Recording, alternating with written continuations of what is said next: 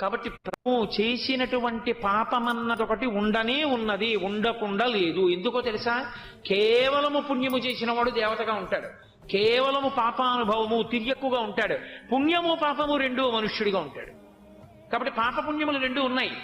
పాపపుణ్యములు రెండూ ఉన్నప్పుడు దురితము, చేసిన పాపమునకు అనుభవాన్ని పరమేశ్వరుడు కాలమునందు ఎప్పుడో అప్పుడు ఒక రోజు ఏదో ఒక సంఘటన రూపంలో ఇస్తాడు. ఉంది చేసిన పాపం, ఆయనే నిష్కారణంగా నీ కన్నుల వెంట నీరు కారేటట్టు చెయ్యడు. ఒక సంఘటన వలన ఒక్క క్షణం ఏడిచావు, ఒక సంఘటన వలన ఒక పూట ఏడిచావు, ఒక సంఘటన వలన ఒక రోజంతా ఏడ్చావు, ఒక సంఘటన వలన ఒక జన్మంతా ఏడవలసి వస్తుంది.